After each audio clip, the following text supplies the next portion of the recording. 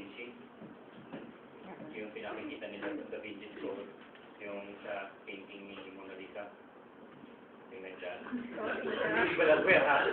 Okay, painting ako ni Mona. Okay. So, in the picture, they actually hide some information or some text. Okay. So, the same idea would apply to cryptology. Ganun talaga ginagawa. Most of the time, ini-embed nila, pinapasok nila sa picture yung certain words or certain information. Ano ba? Mercury Rising. Bruce Willis.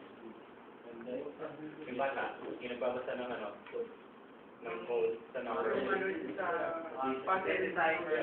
Anong palabas?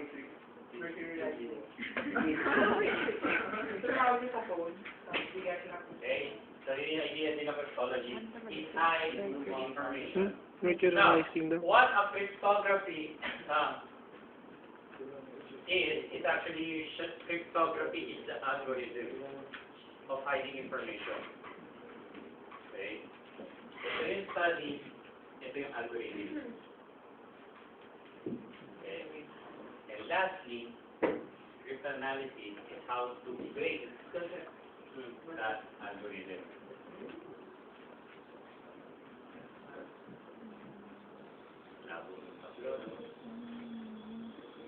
Okay?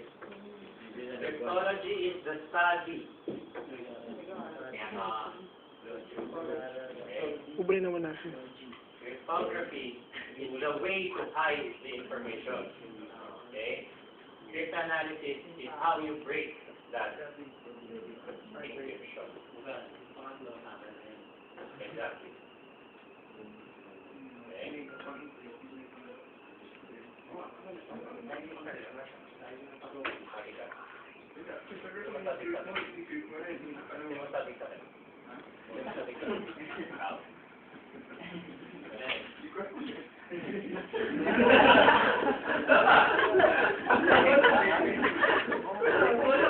Five basic ingredients of an encryption.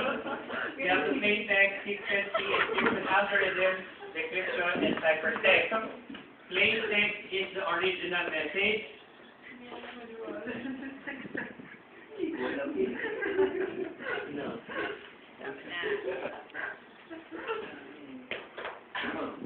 Secret key. This is usually a word, okay, that's, it's actually combined with the original message to produce hidden message. Okay? Now, encryption algorithm is how you're going to hide. And decryption is how to unhide. Right? Parang this is the way you're going to hide your information. Ito naman yung pabalikan nun. And the ciphertext is actually the Yun yung yung hidden na yun, di ba? Yung message na makikita mo. Pero hindi yung original.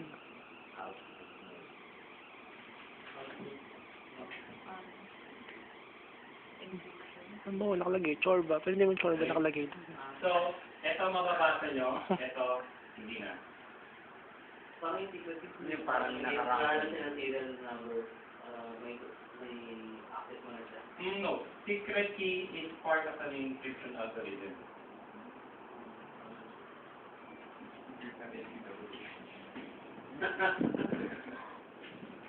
Nahihirapan niya na ito, bawal ito.